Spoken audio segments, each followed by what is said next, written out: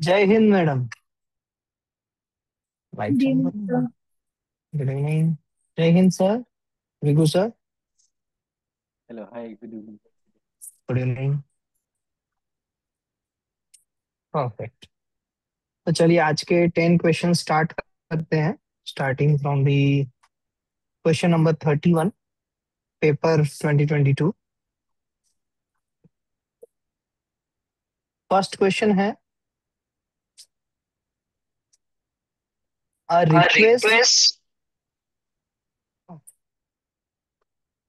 For examination under section 11B can be filed by the applicant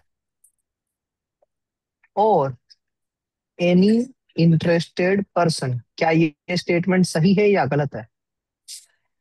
Can you please repeat once more? Question है, who can file request for examination?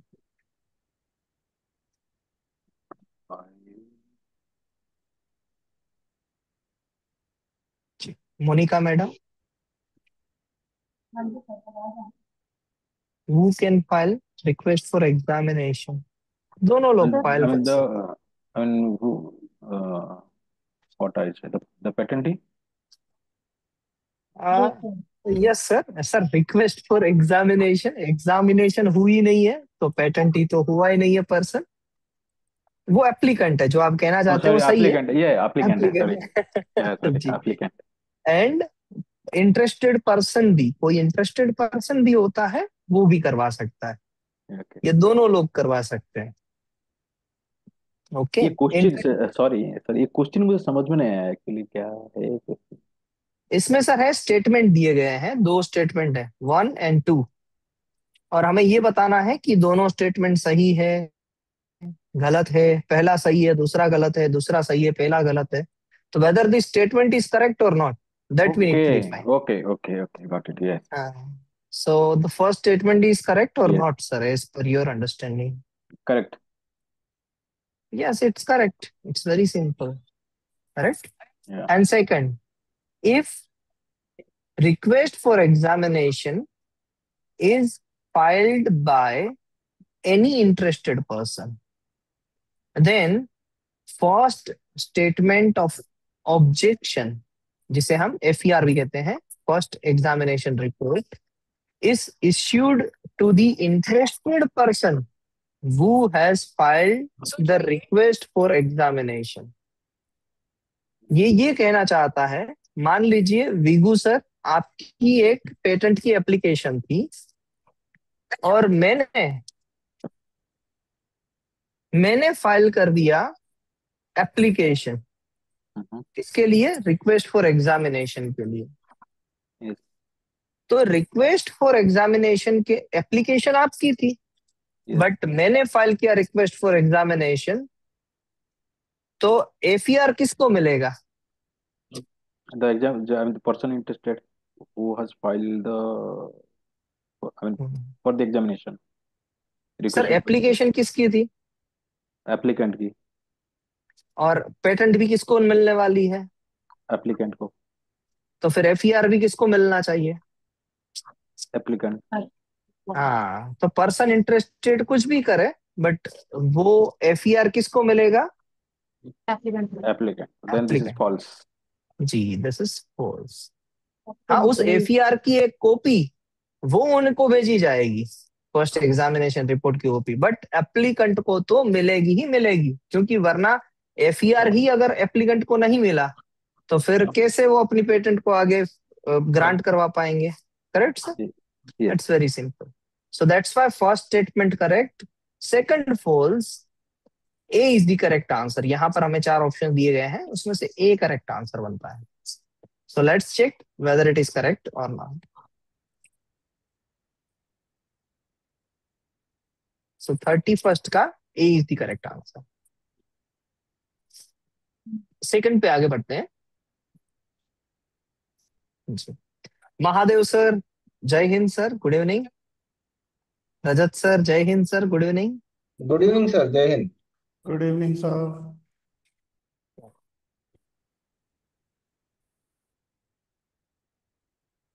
Statement 1 है, an application for review of decision shall be filed in form number 24 within 3 months from the date of communication of the decision. क्या ये statement सही है Mahadev sir?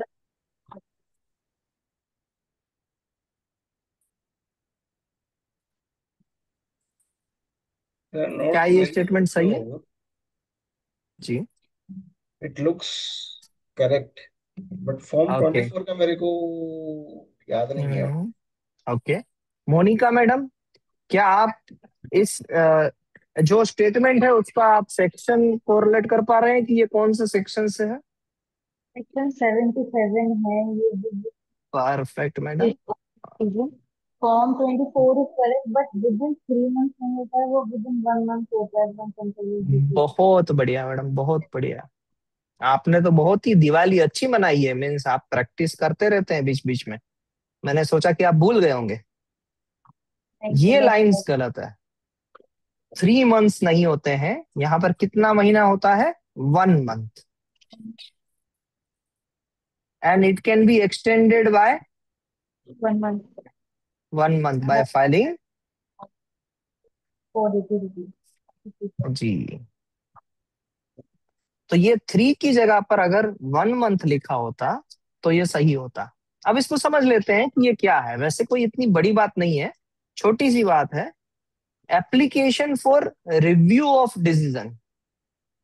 मान लीजिए कि आपकी application पे कंट्रोलर ने कोई डिसीजन दिया है।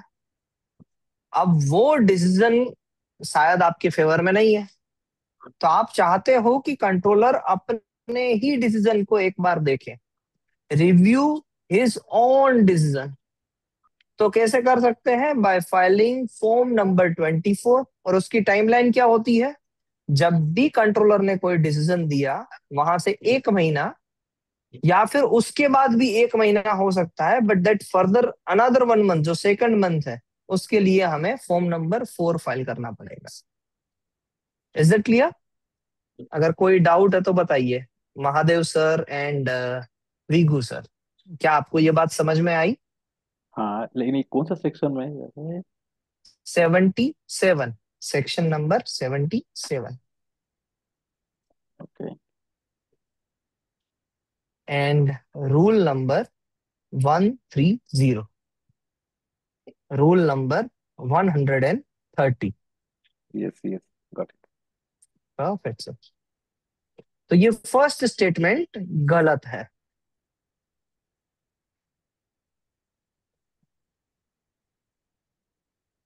सॉरी,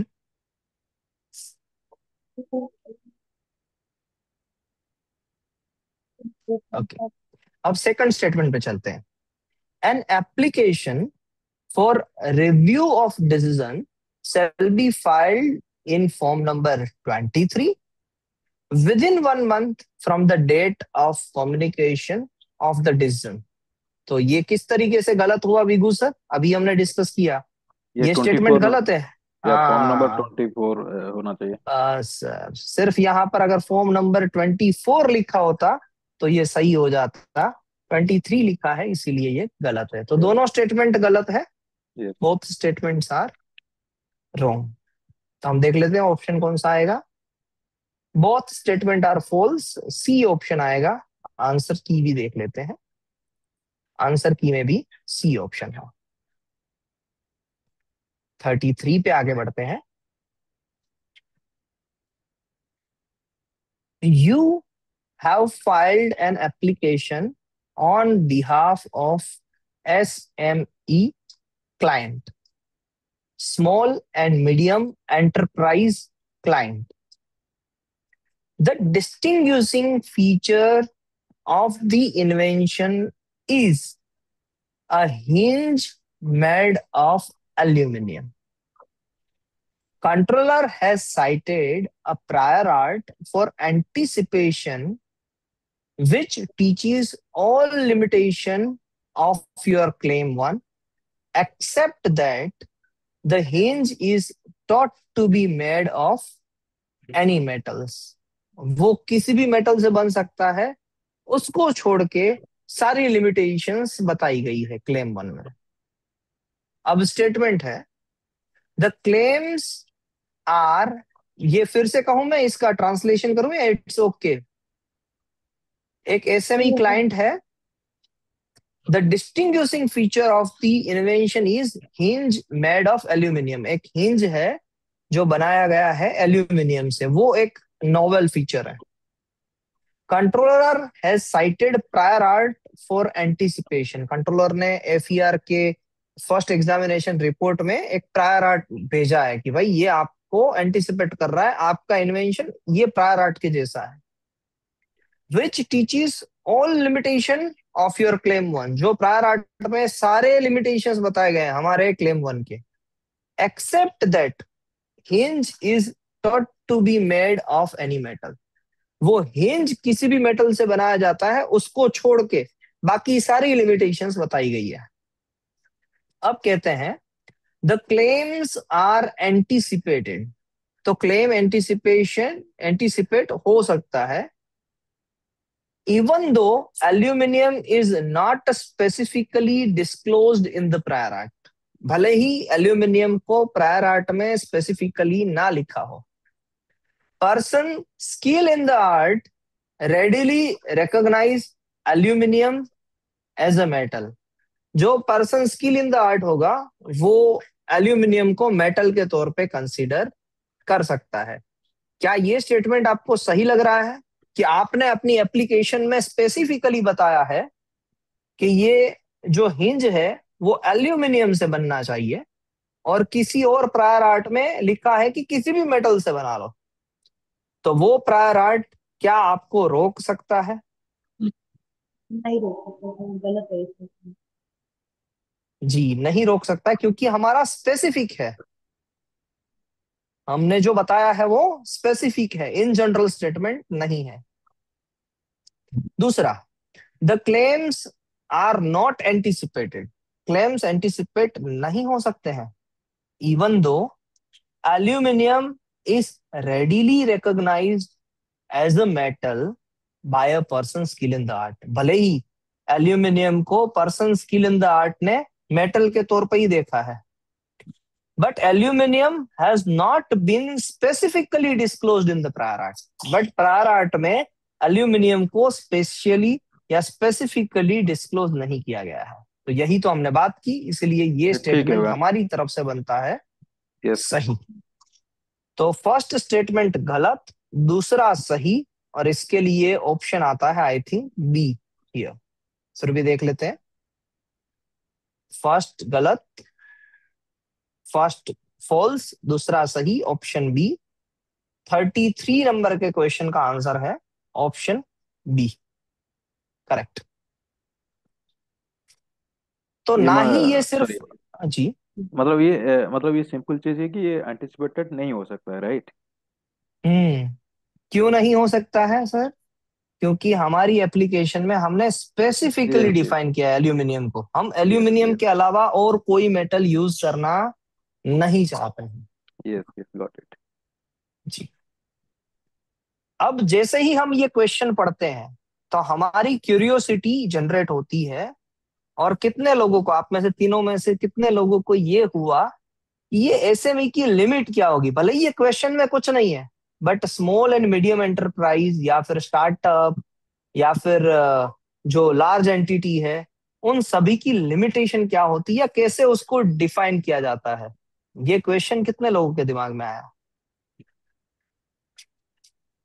सिर्फ आप थम्स अप दे देंगे तो भी पता चलेगा। ऐसे तो जैसे आपने बताया है ना ये, हम्म तो क्या आपको टर्नओवर की लिमिटेशन पता है? स्टार्टअप की लिमिटेशन क्या है मैडम, स्टार्टअप की डेफिनेशन में?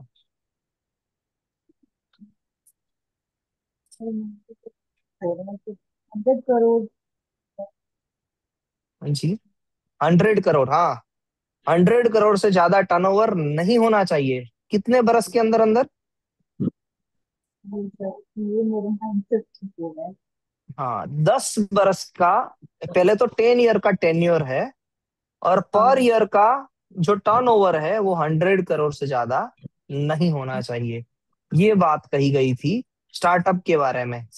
अब ऐसे ही एसएमई एंड एमएसएमई, ये दोनों के लिए भी लिमिटेशन है।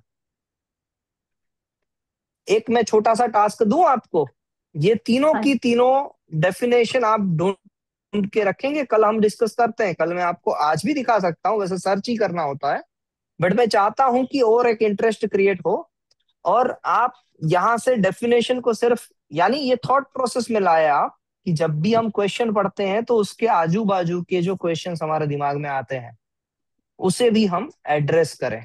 तो एक दिन का टास्क है आपके पास, कल आपको मुझे लिमिटेशन बतानी है। कल नहीं, संडे को। एंड संडे को अ, अगर आप नहीं बता पाए तो मैं आपको तीनों के तीनों बाइफर्केशंस बता दूंगा रजत सरिया में, कि ये है स्टार्टअप, ये है एसएमई और ये है एमएसएमई। क्लियर? ओके, अभी के लिए आगे बढ़ते हैं। Gita and Sita are final year BTech student. Yes Mahadev sir. Sir ये जो पिछला क्वेश्चन था उसमें एक स्लाइड डाउट था कि जो सेक्शन 3D में आता है ना कि new use of A three non D substance. वो 3D में आता है। हाँ 3D में। हाँ, तो एल्यूमिनियम तो नॉन सब्सटेंस है, एल्यूमिनियम नॉन सब्सटेंस है। इसका न्यू यूज है हिंज। हाँ सर, देखिए सर, अब ये आपकी थॉट प्रोसेस सही है, आपने जिस तरीके से इसको एड्रेस किया वो भी सही है, बट सर एग्जामिनेशन के टाइम पे हमें जो इंस्ट्रक्शन दी जाती है हम उसे डिफाइन करते हैं, उसे समझते हैं। यहाँ पर क्या इंस्ट्रक्शन दी गई? The distinguishing feature of the invention is hinge made of aluminium. Correct sir? अब करेक्ट। आपने आपने उसको कहां पर लेके गए? आज के एरा में लेके गए। मैं सपोज आपको ऐसा कहता हूं कि ये क्वेश्चन तब फॉर्म हुआ था जब एल्यूमिनियम जस्ट क्या था, जब इनोवेटिव हुआ था, एल्यूमिनियम मिला ही था हमें एज अ मेटल। तो नहीं सर, तो वो तो डिस्कवरी होगी ना, डिस्कवरी भी नहीं पेटेंटेबल है। सर वो बात नहीं है, डिस्टिंग discovery of aluminium is not patentable, but उसका हिंज बना के आपने प्रोडक्ट बना के दिया है वो तो पेटेंटेबल है ही ना सर। नहीं, अगर जो आप उसी तरीके से एल्यूमिनियम देखोगे। में जी। नॉन सब्सटेंस एल्यूमिनियम डिस्कवर किया वो वैसे पेटेंटेबल नहीं है, और नॉन सब्सटेंस का यूज है तो वैसे नहीं। यूज नहीं है सर, ये प्रोडक्ट है, यूज कहाँ पर हुआ? एल्यू प्रोडक्ट में यूज तो हुआ ना फिर सर। आप, नहीं सर सर सर एक मिनट, तो फिर ये जो मोबाइल है वो भी किसी ना किसी मेटल से बना है। नहीं, वो कोई ना कोई कंपोजिट होगा ना, उस मेटल पे तो पैटर्न नहीं होगा। हाँ, तो यहाँ पर भी वैसा ही कुछ होगा सर, बट उन्होंने इंस्ट्रक्शन दी है हमें, ये डिस्टिंग्विश फीचर है, तो हमें वो डाउट पे नहीं लेके जाना है कि वो डिस्टिंग्विश फीचर क्यों हुआ। ये कोई स्टेटमेंट नहीं है, ये जो ऊपर की इंस्ट्रक्शन है यहां तक की हमारे पास स्टेटमेंट यहाँ पर है सर, ये स्टेटमेंट है। समझ पा रहे हैं महादेव सर? हम्म। आपको ये बाइफरगेट करना पड़ेगा। ये जो ऊपर वाली चीज है वो इंस्ट्रक्शन है, यानी हमें मानना है कि ये चीज है। समझ पा रहे हैं सर या नहीं अभी भी? नहीं this sir, is trying instruction. Trying to understand. Hmm. Controller तो पहला जो स्टेटमेंट, पहले दो स्टेटमेंट हो गए वो, इसमें आपका इंस्ट्रक्शन है एंड देन ठीक है, तो वो अब उसको आपने ऑब्जेक्ट कहाँ किया? आपने इंस्ट्रक्शन को ऑब्जेक्ट कर दिया। ये मेरा मानना है। आपको क्या लग रहा है सर? सर सर ये क्वेश्चन दोबारा करवाइए ना एक जरा इसका। मिनट एक मिनट, अब आंसर सर क्या? मैं एक बात बोलूंगा। जी सर। हाँ, ये जो क्वेश्चन तो ठीक है, आपने जो डिस्कस किया वो भी सही है, लेकिन if you go to the next step, like the if you read the 1 and 2, so इसमें एक आसान तरीका भी हो सकता है कि वेदर इट इज एंटिसिपेटेड हो सकता है या नहीं हो सकता है। इससे भी हम क्वेश्चन हाँ को समझ सकते हैं इन ए जी बेटर वे, बिकॉज जी हमको आंसर देना है। जी, एग्जैक्टली सर। हाँ, तो महादेव सर यही कह रहे हैं विगू सर कि ये जो एल्यूमिनियम का जो हिंज बना वो तो ऑब्वियस बात है, तो इस पे पेटेंट मिलनी ही नहीं चाहिए। ये अलग ही डायमेंशन में वो आ, ये डिसीजन को लेके जा रहे हैं। जैसे मैंने कहा ना कि एसएमई का, जैसे हमने ये पढ़ा, तो एसएमई का फुल फॉर्म या एसएमई की जो लिमिटेशन है वो जानने की क्यूरियोसिटी हुई कि नहीं हुई? हुई। तो वैसे ही उनको क्यूरियोसिटी हुई कि ये जो हिंज है वो एल्यूमिनियम का बना, तो उसमें नई बात क्या हुई? ये उनकी थॉट प्रोसेस है, अलग डायमेंशन से। करेक्ट है महादेव सर? मैं इसी तरीके से इसको समझू ना? आपने यही थॉट प्रोसेस से क्वेश्चन हाँ, किया? एक्चुअली मैं उस प्रोसेस में घुस गया था, तो उसके चलते मेरे को तो हम्म, ठीक ही लग रहा था। जी। अब रजत सर कह रहे हैं कि इसको एक बार फिर से करते हैं। जी रजत सर, करते हैं, चलिए। You have filed an application on behalf of SME client. Rajat sir ने एक एप्लीकेशन फाइल की एसएमई क्लाइंट के लिए। The distinguishing feature of the invention is hinge made of aluminium. अब उसका जो एक नया जो नोवेल फीचर है वो है हिंज किससे बना है? एल्यूमिनियम से बना है। Controller has cited a prior art for anticipation. Controller ने एक प्रायर आर्ट आपको भेजा जो एंटीसिपेट कर रहा है आपकी इन्वेंशन को। Which teaches all limitation of your claim one. जो बाकी की सारी लिमिटेशन बता रहा है क्लेम वन की, एक्सेप्ट एक एक्सेप्शन है, that the hinge is thought to be made of any metals. ये एक लिमिटेशन है कि भाई सभी मेटल से हिंज बनाया जाता है, वो कहीं पर नहीं वहां पर बताया गया है। अब स्टेटमेंट वन है, तो वो सर है इसमें सॉरी, जो लास्ट वाला है, except that the hinge is told to be made of any metals, इसमें भी मेरे को थोड़ा सा हम्म, कंफ्यूजन हुआ समझने में कि क्या ये बोलना चाह रहा है कि इसमें हिंज मेटल से बनी है, एल्यूमिनियम से बनी है, ये बोला ही नहीं है उसने। या ये हाँ बोला है सर। उसने कि हिंज जो है वो कुछ कोई भी मेटल से बन सकता है, एल्यूमिनियम नहीं बोला है। तब उसमें उसने ये बोला है, ये स्टेटमेंट का मतलब ये है कि जो प्रायर आर्ट है ना, हाँ हाँ हाँ। उसमें ये चीज लिखी ही नहीं है कि hinge can be made from any metal, that is why ये पार्ट एंटिसिपेट नहीं कर पाएगा। ठीक है, मेटल बोला ही नहीं है उसने बेसिकली। हाँ, ये पॉइंट उसने अपने क्लेम में डिफाइन नहीं किया कि किस मेटल से बनेगा या किसी भी मेटल से बनेगा, ये पार्ट लिखा ही नहीं है उसमें। नहीं नहीं, नीचे पढ़िए ना sir. The claims are anticipated, claims anticipate होंगे even though hmm aluminium is not specifically disclosed in the prior art. कि एल्यूमिनियम को स्पेसिफिकली नहीं लिखा गया है, तो hmm person skill in the art readily recognise aluminium as a metal. ये तो तो थोड़ा person skill in the art ये मेटल का ही बनता है कोई ना कोई, ऐसा समझ लेगा। और प्रायर आर्ट में मेटल बोला हुआ है ऐसा कुछ। प्रायर आर्ट में प्रायर आर्ट में भले ही ना लिखा हो, मगर हाँ कोई भी हाँ, चीज बनती है तो किसी ना किसी मेटल की ही बनती है। वो ये ऑब्वियसनेस पे आएगी बात। हाँ, तो नहीं होता है ऐसा सर। आपने हम्म जो पार्ट बनाया है, आप जिस चीज के लिए उसको क्लेम कर रहे हो, वही सेम चीज आपको प्रायर आर्ट में मिलनी चाहिए। हम्म, जैसे कि मान लीजिए मैंने सिर्फ लिखा कि एल्यूमिनियम एंड कॉपर, मैं इसका हिंज बना रहा हूं, तो मुझे वो सेम चीज वहां पर प्रायर आर्ट में दिखनी चाहिए, तभी जाके मेरा प्रायर आर्ट ये होगा, डिमोलिश हो पाएगा। मेरा जो एप्लीकेशन है, क्लेम है, वो हटाना पड़ेगा, अदरवाइज नॉट। हाँ हाँ, वरना वो मेरा नोवेल हो जाएगा। इसीलिए तो। अच्छा, ये फर्स्ट स्टेटमेंट अभी क्या होगा, ये सही है कि ट्रू है कि गलत फॉल्स है? है। गलत हाँ, है, क्योंकि इसीलिए ये एंटिसिपेशन नहीं कर पाएगा। नहीं कर पाएगा क्योंकि वहां मेंशन ही नहीं है मेटल्स के बारे में। हाँ, मगर person skill in the art ऐसा नहीं समझ सकता है ना। Person skill in the art ये समझ सकता है कि भाई कोई भी मेटल का चीज बन सकता है, बट स्पेसिफिकली एल्यूमिनियम का ही क्यों बनाया? वहां पर यूनिकनेस है। हम्म, जी। समझ गए। महादेव सर। ना ना, क्लियर है सर अभी। ओके, आगे बढ़ते हैं। Monica madam, any doubt? नहीं, नहीं सीख लिया। Gita and Sita are final year BTech student in the college of engineering, Bhavnagar. क्या बात है। They have assigned their invention to ABC inclusive. ABC inclusive करके एक कंपनी है, उनको असाइन कर दी अपनी एप्लीकेशन। एप्लीकेशन इन्वेंशन की है, सॉरी एप्लीकेशन में है या पेटेंट है, बाद में पता चलेगा।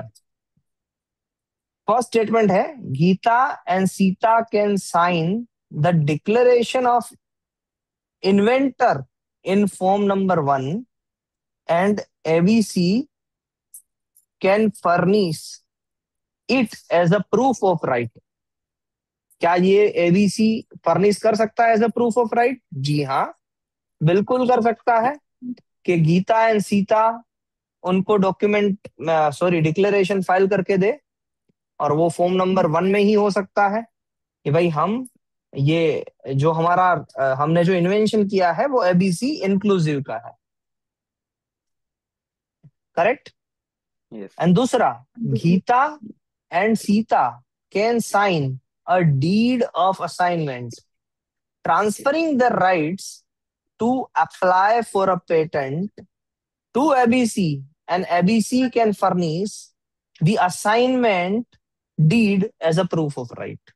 या फिर सीता एंड गीता एक डीड बनाए असाइनमेंट की, वो एबीसी इंक्लूसिव को दे, और फिर एबीसी इंक्लूसिव वो डीड को as an proof of right submit करे। तो मेरी तरफ से तो ये दोनों चीजें होनी ठीक है। चाहिए। यस। फिर भी अगर हम इसको आंसर देख लेते हैं कि क्या ये सही में इस तरीके से हो पा रहा है कि नहीं। सो दोनों स्टेटमेंट सही है, आंसर ऑप्शन आएगा D. Let's check it out. D is the correct answer. दोनों स्टेटमेंट सही है। तो ये देखिए कितना बेहतरीन क्वेश्चन बनाया है कि किस तरीके से आप असाइनमेंट को या प्रूफ ऑफ राइट को किस किस तरीकों से आप दे सकते हो। यहां से बहुत ही क्लियर हो पा रहा है। जो जनरल हम डिस्कशन करते हैं तब इतना क्लियर नहीं हो पाता है, ये सारे क्वेश्चंस करने से बहुत इंसाइट्स आती है। 35, a patent agent can appear for a hearing before the controller in proceeding related to a patent application। By default बात है ये तो कि on behalf of applicant patent agent ये जा करेक्ट है। सकते हैं। कौन कौन जा सकते हैं हियरिंग के लिए?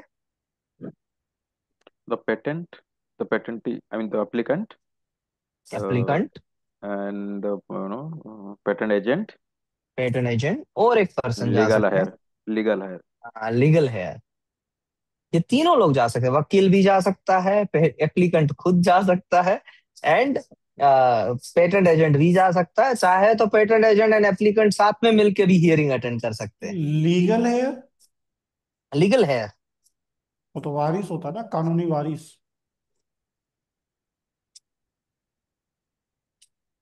कानूनी वारिस समझ लो, या फिर उसमें ऐसे लिखा हुआ है लीगल हेयर। हम एक बार देख लेते हैं। मैंने एडवोकेट लिखा है, एडवोकेट कर सकता है, बट लीगल हेयर होता है कि जो वारिस होता है, जैसे I am here of my father's property. Okay sir.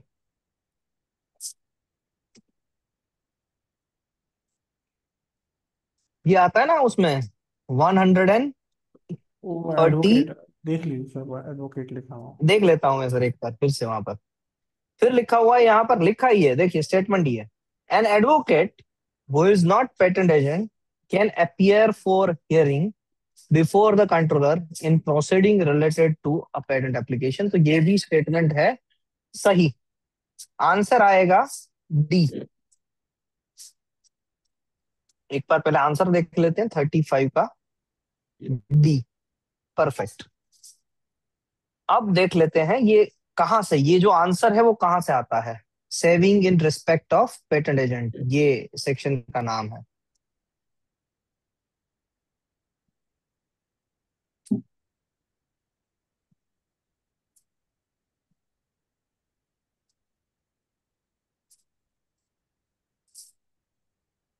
ये रहा 132। हाँ यही लिखा हुआ है, और एग्जैक्ट वही स्टेटमेंट है। देखिए, the applicant for a patent from drafting any specification और अपीयरिंग और एक्टिंग बिफोर द कंट्रोलर और एन एडवोकेट, ये वाला जो स्टेटमेंट है वो एज इट इज है। An advocate not being patent agent from taking part in any hearing before the controller on behalf of the party who is taking part in any proceeding under this act। यही फायदा होता है जब आप शादी नहीं करते हैं और शादी करते हैं, तो शादी करने के बाद बंदा भूल जाता है थोड़ा थोड़ा चीज, और शादी नहीं होती है तो उनको ऐसे वर्ड टू वर्ड याद रहती है। चलिए नेक्स्ट, कोई आसानी बोलो आज, इस जोक पे तो कोई नहीं हंसे मेरे अलावा। That's really nice.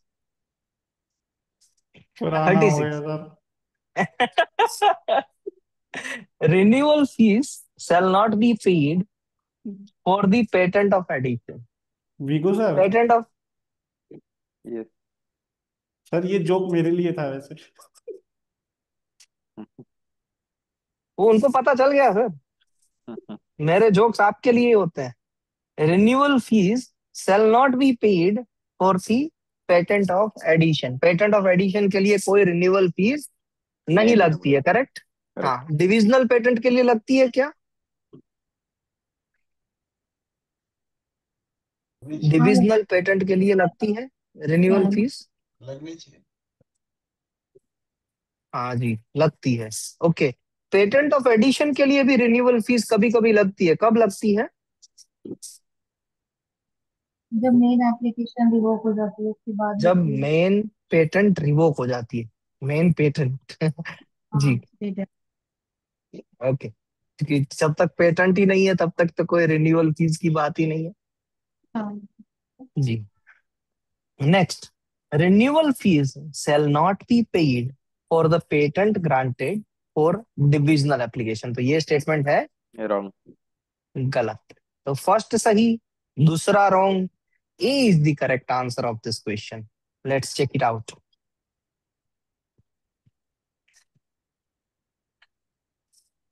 A is the correct answer. Okay next, 37 पे आगे बढ़ते हैं। Patent agents shall file all documents at patent office only by electronic transmission duly authenticated when acting on behalf of multinational company। जो patent agent होते हैं क्या वो physical file कर सकते हैं?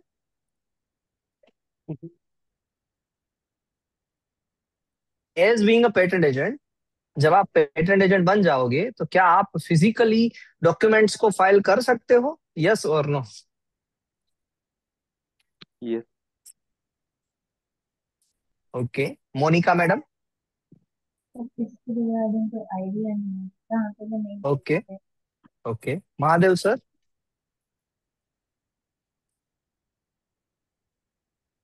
नॉट श्योर बट होना चाहिए, फिजिकली भी पेटेंट एजेंट तो जाके कर ही सकता है। जी, तो पेटेंट एजेंट जो होते हैं ना सर, वो कभी भी फिजिकल फाइलिंग नहीं कर सकते हैं on behalf of other applicant. वो इलेक्ट्रॉनिकली ही फाइल करेंगे। ये कौन से सेक्शन में था रजत सर? सर ये patent agent will file rule 140 miscellaneous में, रूल्स में लिखा हुआ है। Serving rule number document 6। 7 या 8 है, living and serving documents.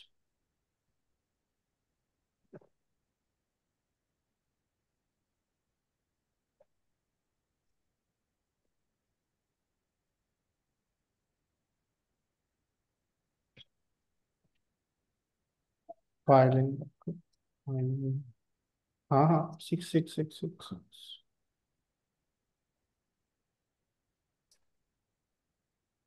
Second. Yes.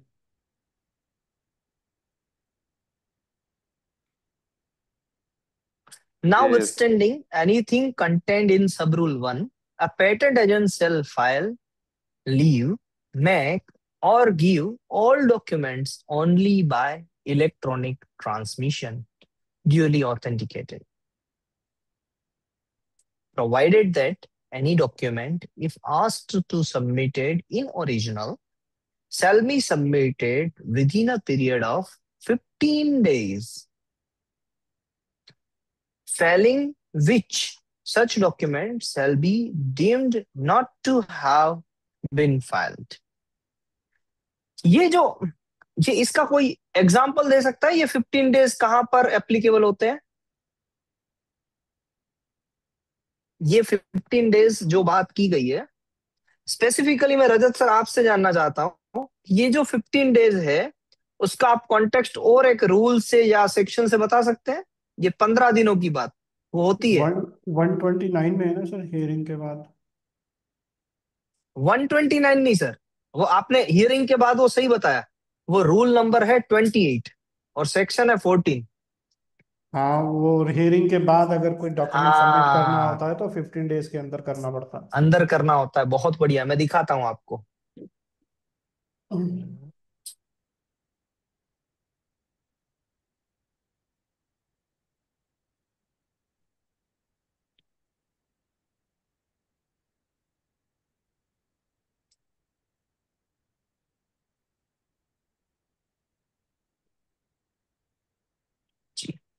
In case of hearing, written submission and the relevant documents, if any, shall be filed within 15 days from the date of hearing.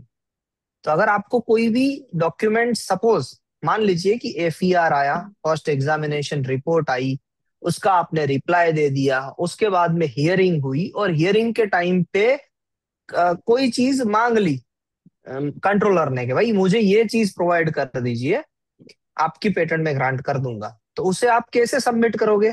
फिर आपके पास कहां पर option होगा? ये बहुत difficulty होती है जब ये पेटेंट एजेंट के तौर पे वर्क करते हैं ना। मैं एक छोटा सा टाइम लूंगा आपका, मैं आपको दिखाना चाहता हूं कि ये चीज एक्चुअली में कैसे फाइल होती है। और आपको बहुत सारी चीजें और भी यहां से पता चलेगी कि कौन से जो रूल्स हैं वो इंपॉर्टेंट होते हैं। तो ये रहा कंप्रेहेंसिव ई फाइलिंग्स।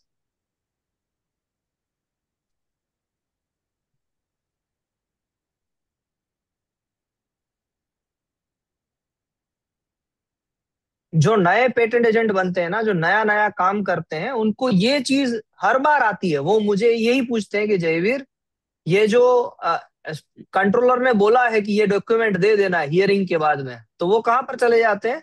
जनरली कंट्रोलर को भी ये चीजें नहीं पता होती है कि कहाँ पर फाइल करना है, तो वो यहाँ पर ढूंढते हैं कि भाई रिप्लाई टू एग्जामिनेशन रिपोर्ट, यहां पर जाके, ये भी फॉर्म नंबर 30 ही है और इसे कहा जाता है एफईआर एसीआर रिप्लाई। देख रहे हैं आप? S21 section 21 rule number 24B and rule number 24C। 24B तब एप्लीकेबल होगा जब नॉर्मल एग्जामिनेशन होगी, रूल नंबर 24C तब एप्लीकेबल होगा जब एक्सपेडिटेड एग्जामिनेशन होगी। But FER and ACR response होता है, यानी फर्स्ट एग्जामिनेशन रिपोर्ट अगर वहां पर सेटिस्फाइड नहीं हुए तो सेकंड एग्जामिनेशन रिपोर्ट भी आ सकती है। तो एसीआर का मतलब है सेकंड एग्जामिनेशन रिपोर्ट, उसका रिस्पॉन्स वो यहां पर देना होता है। ओके, अब ये जो है, ये हमारा क्या कहते हैं कि हियरिंग के बाद जो हमें 15 दिनों के अंदर अंदर फाइल करना है, वो कहां पर होता है? वो होता है यही फॉर्म नंबर 30 के सारे सेक्शंस आपके सामने खुल गए हैं। इसको आप पहले तो ये देख लीजिए कि फॉर्म नंबर 30 दो तरीके से होता है। एक तो होता है विदाउट फीस, दूसरा दूसरा होता है विथ फीस। तो अभी हम जो देख रहे हैं वो कौन सा है? Without fees. और ये भी जो रूल नंबर 28 उसका सबसेक्शन 7 है और उसके साथ में रिलेवेंट सेक्शन है 14, वो भी विदाउट फीस है।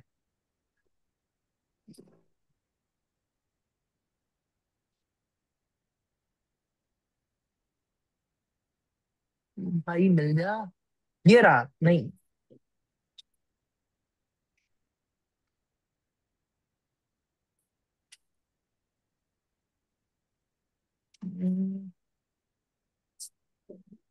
Rule number 14 section 82 rule 21 138।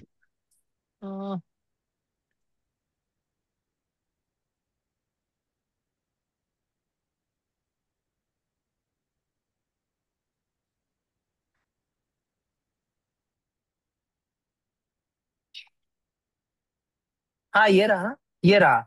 देखिए दिखाई दे रहा है आपको? अरे तो यार, सिलेक्ट करता हूँ। मैं बोल रहा, पता मैं म्यूट करके बोल रहा था, नीचे आओ नीचे आओ। Okay, so section 14 rule number 28 उसका subsection 7 return submission and relevant documents. जब भी हियरिंग के बाद आपको कोई भी डॉक्यूमेंट सबमिट करने को बोले तो हियरिंग से 15 दिनों के अंदर अंदर आपको ये डॉक्यूमेंट सबमिट करने होते हैं।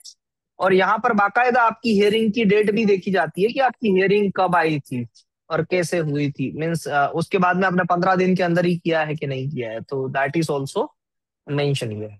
करेक्ट। तो ये पता नहीं होता है काफी लोगों को, जो पहली बार, ये 100% में श्योरिटी से के साथ कह सकता हूं कि आप जब अपनी फर्स्ट हियरिंग करेंगे, वो हियरिंग के बाद आप मुझे यही क्वेश्चन पूछने के लिए वापस मुझे कॉल करेंगे, याद रखिएगा। फर्स्ट हियरिंग के बाद आप वापस मुझे कॉल करेंगे कि जयवीर मुझे ये बता दे कि भाई अब हियरिंग के बाद डॉक्यूमेंट सबमिट कहाँ करने हैं। कंट्रोलर ने तो बोल दिया कि 15 दिनों के अंदर अंदर कर दो, मगर कहाँ करने हैं वो पता नहीं होता है। चलिए वो तो प्रैक्टिकलिटी की बात है, बट उससे पहले आप ये देख लीजिए कि जब आपको ऐसा लग रहा है ना कि कौन से रूल इंपॉर्टेंट है, तो ये सारे रूल इंपॉर्टेंट है, और किस सेक्शन के साथ कौन सा रूल ये होता है, मैच होता है, तो ये सारी डिटेल्स यहाँ पर अवेलेबल है। जैसे हमने अभी देखा वैसे ही सारे सेक्शन के बारे में यहाँ लिखा है, जैसे कि सेक्शन 8(2) उसके साथ रूल नंबर 12 है, फिर सेक्शन 138 है, रूल 23B, 21(2), ये सारे चीजों की डिटेल्स यहाँ पर दी गई है। एक बार तसल्ली से आप भी अपना एक अकाउंट बना के, और मैं आपको रिकमेंड करूंगा कि आप अगर वाइफ है, आप पैटर्न एजेंट की एग्जामिनेशन दे रहे हैं, तो आप अपने हस्बैंड का अकाउंट यहाँ पर बनाइएगा, और आप अगर हस्बैंड है तो आप अपनी वाइफ का अकाउंट यहाँ पर बनाइएगा, क्योंकि एक पीछे जाके एक डिफिकल्टी आती है टेक्निकल, कि आपका जो मोबाइल नंबर है उससे जो अकाउंट आपने अगर नेचुरल पर्सन के तौर पे यहाँ पर बना दिया, तो फिर पेटेंट एजेंट के लिए आपको मोबाइल नंबर चेंज करना पड़ेगा। इसलिए आप अपना अकाउंट मत बनाइए, आप अपने मोबाइल नंबर से अकाउंट मत बनाइए, आप अपनी वाइफ का या आप अपने हस्बैंड का, जो भी एग्जाम नहीं दे रहे हैं उनका एक अकाउंट बना के, फिर कहां पर जाएंगे आप, ऑल फॉर्म्स में जाएंगे, फॉर्म नंबर 30 पे जा सकते हैं या ऑल फॉर्म्स में भी जा सकते हैं। यहाँ पर फॉर्म नंबर 30 का डायरेक्ट ऑप्शन है, इसमें क्लिक कीजिए, और एक बार यहाँ पर विदाउट फीस वाली पूरी लिस्ट एंड विथ फीस वाली पूरी लिस्ट को एक बार ध्यान से उसको देख लीजिए, आपको बहुत सारी इंसाइट्स मिलेगी। मगर कब, after completing all the sections, जैसा हम रजत सर पढ़ाते हैं वो सारे सेक्शन को पढ़ने के बाद आपको यहाँ पर आना है। अगर कुछ भी यहाँ से नई इंसाइट्स मिली है तो थोड़ा सा थम्स अप दे दीजिए, मैं भी मोटिवेट हो जाऊं। मैंने सोचा कि आपको ये अच्छा लगेगा।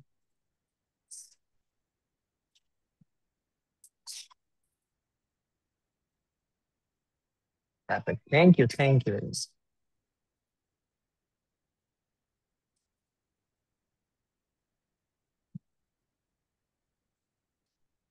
चलिए अब वापस आते हैं अपने पेपर पे।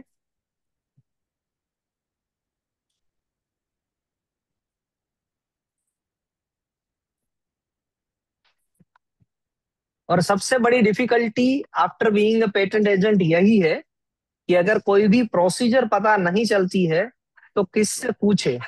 वो सबसे बड़ी डिफिकल्टी है, क्योंकि कंट्रोलर का नंबर आपके पास नहीं होता है, उनकी ईमेल आईडीज ही होती है आपके पास।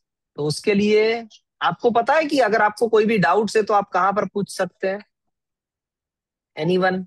Mahadev sir, Monika madam, Rajat sir को तो पता होगा, Vibhu sir, Mahadev sir and Monika madam से मैं जानना चाहता हूँ कि अगर आपको कोई डाउट है, मान लीजिए कि आपको कोई प्रॉब्लम हुआ कहीं पर भी, तो आप कहीं पर पूछ सकते हैं, ऐसी कोई प्रिविलेज है कहीं पर? नॉट तो आपके पास ही आएंगे। जी सर। हर मंडे, याद रखिएगा, हर मंडे ओपन हाउस सेशन होता है 4:30 से 5:30 बजे के लिए, जहां पर कंट्रोलर ऑफ एनी ब्रांच वहां पर प्रेजेंट रहते हैं आपकी सारी क्वेरीज को सोल्व करने के लिए। हर मंडे 4:30 से 5:30 ओपन हाउस सेशन, और उसकी लिंक भी आपको मैं बता देता हूँ कि कहाँ पर होती है। अच्छा, ऑनलाइन होता है क्या? ऑनलाइन होता है सर, ऑनलाइन होता है। ये आप अगर यहाँ पर जाएंगे ना, ये रहा, ये छोटा सा लिखा हुआ है, open house video conferencing session to address the public grievances oblique suggestions. इस पे आप क्लिक करेंगे तो यहाँ पर हर मंडे को, मैंने क्यों कहा, अब मंडे एंड वेडनेसडे हो गया, सॉरी माय मिस्टेक, पहले ये मंडे ही था, अब ज्यादा पेटेंट्स फाइल होने लगी, इसलिए मंडे एंड वेडनेसडे पेटेंट के लिए है, ट्यूसडे एंड थर्सडे ट्रेडमार्क के लिए है, and design and copyrights and geographical indication के लिए फ्राइडे है।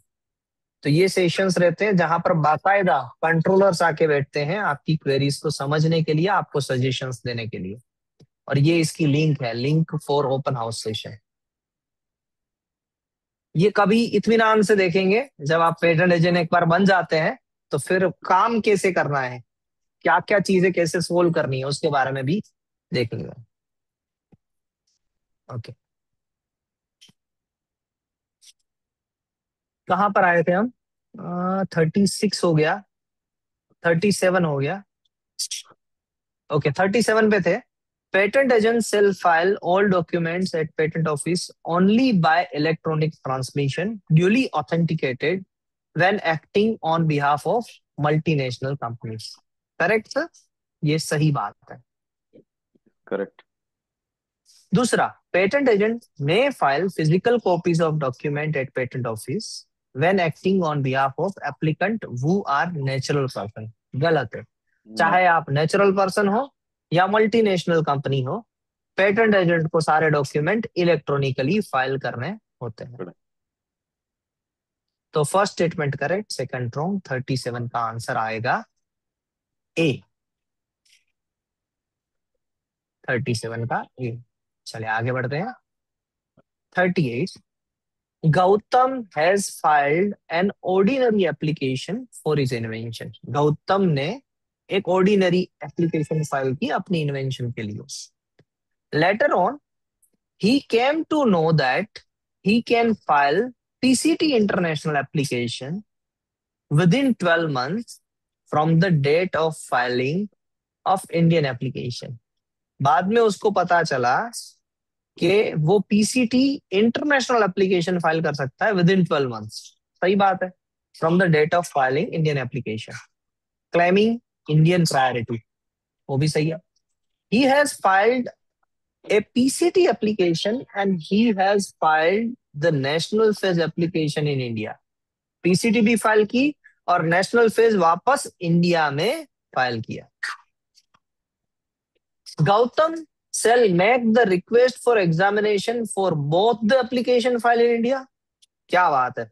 अब समझिएगा कि पहले गौतम ने इंडिया से शुरुआत की, आज के दिन इंडिया में फाइल किया, फिर पीसीटी फाइल किया और वापस इंडिया में आया हो। अब Gautam shall make the request for examination for both the application। दोनों एप्लीकेशन के लिए कर सकता है? नहीं, यस और नो? नहीं, द फर्स्ट वन ओनली। हाँ, द फर्स्ट वन ओनली। ऐसा लॉजिकली हम समझते हैं कि वही एप्लीकेशन को वो वापस ला रहा है, तो दोबारा क्यों करेंगे, एक ही एप्लीकेशन के साथ आगे बढ़ते हैं। ऐसा हम समझ के करते हैं अभी। करेक्ट है, वही आपकी थॉट प्रोसेस है ना विगू सर? यस। परफेक्ट। और दूसरा है, Gautam shall make the request for examination only for one of the application file in India। दोनों में से किसी नहीं, एक एप्लीकेशन के लिए। नहीं, only one, only the first one only, not the second one. So ये भी गलत है। Okay, चलिए, हालांकि मुझे भी यहाँ पर डाउट हो रहा है अभी तो कि क्या दोनों में से किसी एक का कर सकते हैं या फिर सिर्फ फर्स्ट का कर सकते हैं। मेरा मानना है, मेरा पर्सनल ओपिनियन है कि दोनों में से किसी एक का कर सकते हैं, दोनों में से किसी एक का कर सकते हैं। तो आई नहीं, नहीं, एम दोनों हैविंग, में से नहीं, सॉरी, दोनों में से अगर एक का भी कर सकते हैं जी तो नहीं, the first one only we can do, right? Because the first one वो ओनली सर ही अब एग्जामिनेशन देखते के हैं। लिए। सर देखते हैं, सर देखिए, सर पहला तो मेरा जब क्वेश्चन यही है कि वो दूसरा क्यों फाइल करेगा। दूसरा क्यों फाइल करेगा, अच्छा क्वेश्चन है सर, कि इंडिया में ही पीसीटी एप्लीकेशन क्यों फाइल करेगा। Correct sir, this this is the question. हाँ सर। नहीं, इंडिया सर में उस, नेशनल फेज क्यों जाएगा, वो तो ऑलरेडी जा चुका है। हाँ तो उसका टर्म बढ़ जाता है सर 1 बरस तक। अच्छा, वो पीसीटी से काउंट होने लग जाता है। हाँ, पीसीटी का टर्म कहाँ से काउंट होता है सर? अंडरस्टूड। सो फिर तो पता नहीं, हो सकता है कि सेकंड वाले का हो, आई डोंट नो। जी, अब देखते हैं कि क्या आंसर सही है। देखो इनसाइट्स मिलती है। रजत सर का भी ओपिनियन ले लेते हैं। Rajat sir, what's your opinion? Sir किसी एक ही का कर सकते हैं, पहली वाली या दूसरी ओके, वाली। यानी first statement wrong, second statement correct. Yes yes, got it, एक कोई भी एक कर सकता है। यस। देख लेते हैं। नहीं, फर्स्ट ये स्टेटमेंट रॉन्ग, सेकंड सेकंड तो रॉन्ग करेक्ट। हो गया, फिर तो अगर किसी एक का कर सकते हैं सर, ये तो बोला ओनली फर्स्ट का करना है। नहीं, sir only for, only for हाँ नहीं ठीक वन है ऑफ ठीक द है, application. Understood. Yes yes yes, got it, जी, ओनली वन सॉरी फिर भी फर्स्ट। देख लेते हैं कि इसका आंसर क्या है। Very interesting question, correct. 38 का हमने आंसर बनाया है। बी के साथ में जाऊंगा, first wrong, second correct. Let's check whether it is correct और नॉट। Yes, it is. तो देखिए, एक माइंडसेट बनाना होता है हमें। माइंडसेट कैसे बनाते हैं? माइंडसेट बनाते हैं जब हमारे पास ऐसी इंसाइट्स आती है। तो अब मेरी बात को ध्यान से समझिएगा। देखो, बहुत सारी ऐसी इंसाइट्स हैं जिससे आप डर भी सकते हो, या फिर आप उसे एडप्ट करके अपने दिमाग में स्टोर भी कर सकते हो। यानी मैं यहां से डरना भी चाहूं तो मैं डर सकता हूं, अरे बाप रे, ये तो मुझे पता ही नहीं है, मैंने इतना पढ़ लिया फिर भी मुझे ये चीज समझ में नहीं आती है। डर भी सकते हैं। या फिर इसको एडप्ट कर सकते हैं। आज मैंने कंक्लूजन बनाया कि पीसीटी एप्लीकेशन अगर इंडिया में हम फाइल करते हैं, पहले हमने अपनी एप्लीकेशन इंडिया में फाइल करके रखी है, तो दोनों में से किसी एक एप्लीकेशन की क्या कर लो, first examination, sorry, request for examination file कर दो। दोनों में से किसी एक की, दोनों की करने की जरूरत नहीं है। तो कौन सा ऑप्शन सही रहेगा कि हम एडप्ट कर ले नई चीज को, एक छोटा सा कंक्लूजन एडप्ट कर ले वो, या फिर हम डरने लगे कि हमें बहुत सारी चीजें नहीं आती है? मैं ये एडप्ट, ओपिनियन चाहता हूँ सभी से। एडप्ट करना पड़ता एडप्ट करना इजी रहता है, और एडप्ट करने से ही हम आगे बढ़ते हैं। तो बस हमने एडप्ट कर ली, छोटी सी बात है, कोई इतना डिफिकल्ट नहीं है। एक बार ये चीज जब डिस्कशन हो जाती है ना, फिर वो लॉन्ग टर्म मेमोरी के लिए प्रिजर्व हो जाती है। अब कभी भी आपके सामने ये क्वेश्चन आएगा तो ये डिस्कशन आपको याद आएगी, जिस तरीके से वो आया। Okay, next question.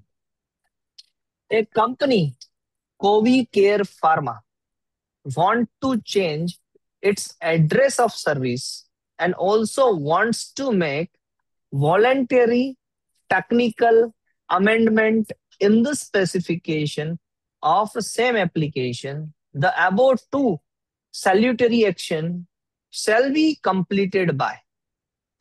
देखो, वो दो चीज करना चाहती है। पहले तो अपना एड्रेस ऑफ सर्विस चेंज करना चाहती है, और दूसरा चीज क्या है, स्पेसिफिकेशन को भी अमेंड करना चाहती है। तो ये दोनों चीजें कैसे होगी? फर्स्ट स्टेटमेंट है filing two form number 13, and second statement है filing one form number 13 and one form number 6। बहुत ही सिंपल सा आंसर है, बट आई थिंक आप दीजिए तो अच्छा रहेगा। क्या फर्स्ट स्टेटमेंट सही है? है। नेम एड्रेस के लिए तो फॉर्म नंबर फाइल एक ठीक है। ओके, नेम एंड एड्रेस के लिए फॉर्म नंबर 13 ठीक है। स्पेसिफिकेशन को अमेंड करने के लिए 14। 13 ही है। 13 इटसेल्फ। 13 तीन चीजों के लिए आता है सर। पहला है नेम एंड एड्रेस, दूसरा है प्री ग्रांट अमेंडमेंट, एंड तीसरा है पोस्ट ग्रांट अमेंडमेंट। पहले जो होते हैं नेम एंड एड्रेस का करेक्शन, अगर natural person, startup, small entity या एजुकेशनल इंस्टीट्यूशन के लिए है तो उसके लिए रुपीज है 320 रुपीज। प्री ग्रांट अमेंडमेंट के लिए है कितने, मोनिका मैडम याद है amount? 800। And post grant amendment के लिए है 1600। और ये सभी में कौन सा फॉर्म लगता है? ये तीनों चीज के लिए कौन सा फॉर्म लगता है? Form number 13 only. क्लियर है सर? Yes. तो यहां पर आंसर क्या आएगा? दोनों के दोनों कौन से लगेंगे? Form number 13। फॉर्म नंबर 6 किसके लिए है?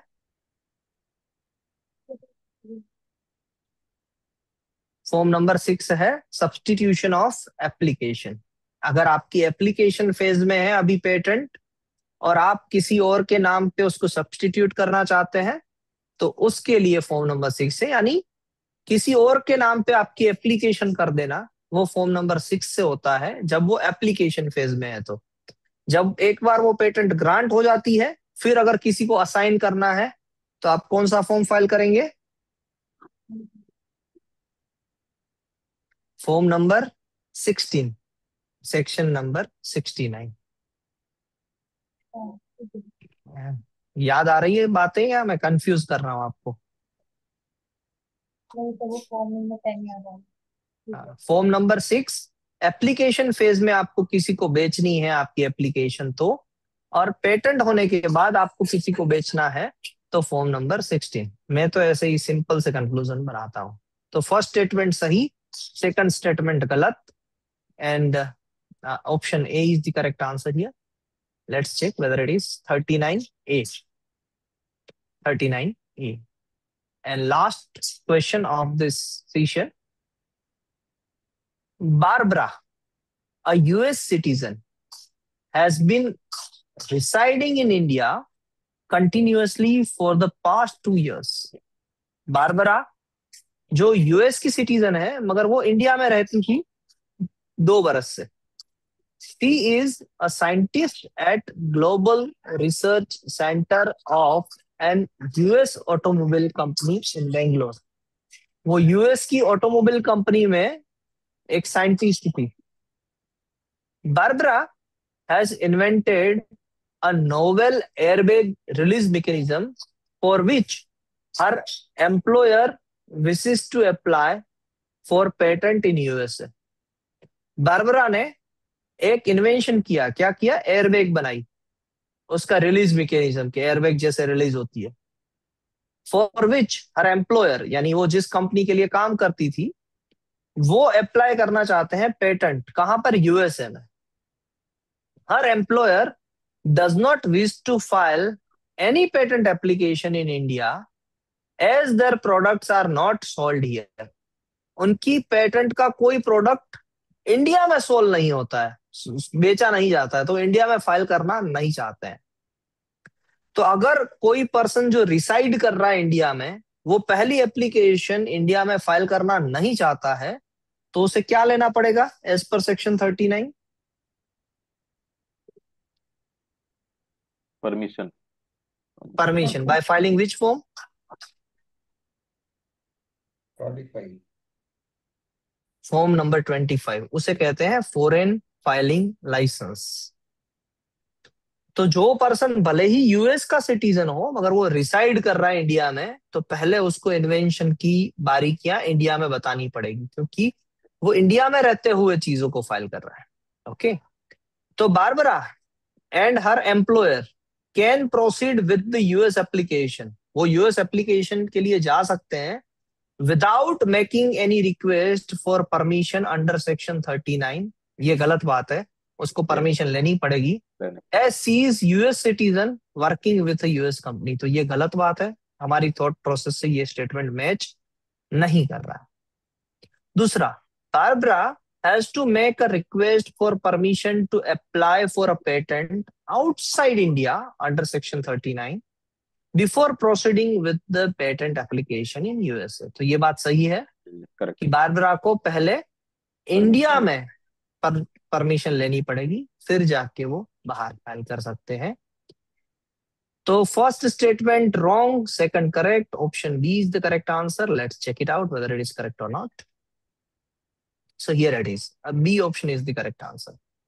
अब चलिए क्विक ब्रीफ व्यू लेते हैं कि आज के सेशन में हमने क्या चीजें सीखी। पहले तो ये चलो बारबरा वाला केस तो इतना डिफिकल्ट नहीं मानूंगा। हाँ, ये एक महादेव सर को इनसाइट्स मिली कि पीसीटी में से वापस वो क्यों इंडिया में आएंगे और दोनों में से किसी एक एप्लीकेशन की रिक्वेस्ट फॉर एग्जामिनेशन फाइल करनी होगी। दूसरा चीज, हमें ये कंक्लूड किया कि हमें जो इंस्ट्रक्शन दी गई है वो हम एज इट इज समझेंगे एंड उस पे हम फोकस नहीं करेंगे कि इंस्ट्रक्शन ऐसा क्यों दिया गया है, ये बड़ी बात है, छोटी बात नहीं है। एंड तीसरी चीज हमने ये भी देखी, चलो बात बात में देख ली, कि सेक्शन नंबर 14 के साथ कौन सा रूल नंबर एसोसिएटेड है। सेक्शन 14 को जब से रिकॉल करेंगे इस आफ्टर दिस सेशन, तो सेक्शन 14 के साथ रूल नंबर कौन सा एसोसिएटेड है? 14 मल्टीप्लाई बाय 2, 28। और उसमें क्या बात लिखी गई है? सेक्शन 14 में क्या बात लिखी गई है, या 28 रूल में? 15 days। कंट्रोल आ, जी जी बोलिए मोनिका मैडम। खुद बनाता है ना। क्या? हाँ, कंट्रोलर अगर हियरिंग में आपसे कोई भी चीज मांगता है तो उसको आपको कितने दिनों में सबमिट करनी होती है? 15 डेज में। कैसे सबमिट करेंगे? फॉर्म नंबर 30 में जाके section 14 rule number 28 sub section 7 वो सिलेक्ट करके आप सबमिट करेंगे।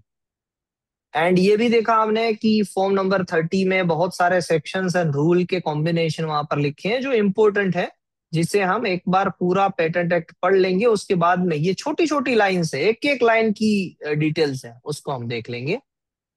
और ये भी देखा कि पेटेंट एजेंट जो होते हैं वो कैसे फाइल करते हैं एप्लीकेशन को? Only electronically. और वो कौन से रूल में डिफाइंड है? रूल नंबर 6 में। रूल नंबर 6 में। तो बस ऐसे छोटी छोटी बातों को हम ऐड करते जाएंगे, और ये चीज कहीं पर भी आपको बर्डन सब नहीं लगनी चाहिए। ये ऐसा नहीं लगना चाहिए कि आ, ये सारी चीजें हमें कैसे याद रहेगी। देखिए पहली तो बात है, मैंने अभी तक जितना भी पढ़ाया है, रजत सर भी एग्री करेंगे कि ये सारी जो डिटेल्स होती है ना वो बस इतनी ही है। यानी आपको जो पढ़ाया जा रहा है, आपको जो बताया जा रहा है, जो सिग्निफिकेंस बताया जा रहा है, जो इंपॉर्टेंट लाइंस बताई जा रही है, वो इतनी ही है, इससे ज्यादा नहीं है। और ये एक एक बार अगर हमारे आंख के सामने से गुजर गई ना, तो फिर वो आसानी से रिकॉल होती है, फिर उसको बार बार रिकॉल करने की जरूरत नहीं होती। अब आपको कोई भी पर्सन पूछे कि पेटेंट एजेंट कैसे फाइल करते हैं, तो आप आंसर देंगे इलेक्ट्रॉनिकली ही। फिर आपको कोई भी पूछे कि हियरिंग के बाद कितने दिनों में डॉक्यूमेंट सबमिट करने हैं, तो आप आंसर देंगे डायरेक्टली 15 डेज में।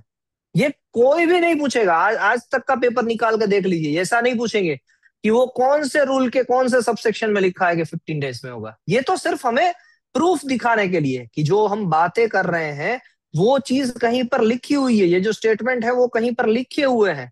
इसीलिए हम ये प्रूफ दिखाने के लिए आपको सेक्शंस देखते हैं, सेक्शंस बताते हैं, रूल्स बताते हैं। बट उसका जो क्रक्स है वही याद रखना होता है, और क्रक्स आराम से आपको समझ में आ जाता है। It's like a driving licence examination. Driving licence के लिए होता है ना, स्कूल के सामने से 40 किलोमीटर से ज्यादा स्पीड नहीं होनी चाहिए, हाईवे पे 120 से ज्यादा स्पीड चलानी चाहिए, एक्स वाई जेड उसकी जो टर्मिनोलॉजी है, बस वैसे ही यहाँ पर लिमिटेशंस दी गई है। उसको एक बार आप गो थ्रू कर लीजिए, बहुत ज्यादा चीजें डिफिकल्ट नहीं है, it's very simple. And daily basis पे आप अगर छोटा छोटा ऐसे एड ऑन करते जाएंगे, so eventually you will end up with a huge amount of data set which can lead you to clear this examination for sure. It's a it's a proven theory. इसी से ही 2018 से लेके आज तक सभी candidate clear कर चुके हैं एग्जामिनेशन को। तो आई होप आपको आज का सेशन इंसाइट्सफुल लगा होगा। अगर कोई भी आपकी तरफ से, मैं बार बार कहता हूं कि हम जैसे सेशंस ले रहे हैं उसके अलावा भी अगर आपकी कोई नीड है, अगर आप चाहते हैं तो प्लीज हमें बताइए। अगर आपको कस्टमाइज सॉल्यूशन देना होगा तो हम कस्टमाइज आपको 1 to 1 इंटरेक्ट करके सेटिस्फाइड करेंगे। और अगर आपको चाहिए कि सभी के लिए हो सके, ऐसा कोई सजेशन है, तो सभी के लिए भी हम उसको इम्प्लीमेंट करने की कोशिश करेंगे। Any feedback from Monika madam, Mahadev sir and Vigu sir? Yes, so I'll contact you for that, second करते paper. हैं वापस चालू सर? हाँ, थोड़ा जी contact next week से। जी sir, sure Thank you. Sir. तो आप मुझे कांटेक्ट कीजिएगा। महादेव सर, इट्स ओके, आपने कहाँ तक कर लिया है? नहीं सर, अभी रिवीजन बाकी है। बाकी तो I am already in sync with whatever is currently on board. तो बाकी जो भी महादेव छोटा। सर, आप है ना बहुत पीछे से ज्वाइन हुए हैं, but the kind of surety and clarity that you are having, hats off to you, hats off to your what say the strategy with which you are planning your work. आप बहुत ही अच्छा कर रहे हैं sir, मानना पड़ेगा।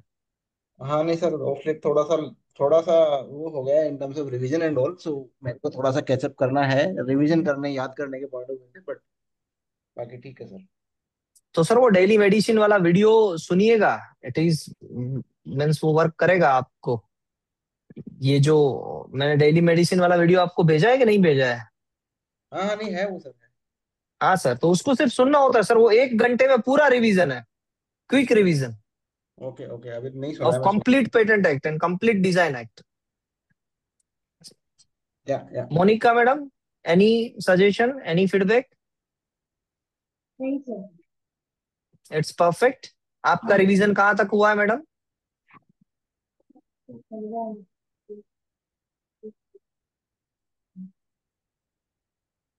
Okay, means I think you are in a very silent scenario environment, और थोड़ा सा टाइम भी हो चुका है, 11 बज चुके हैं। हम इसको एंड अप करते हैं, और अगर आपको कोई भी डिमांड है तो आप हमें लिख के भेजिएगा। तब तक के लिए signing off, have a nice day, जय हिंद। जय हिंद। जय हिंद राइट। सर।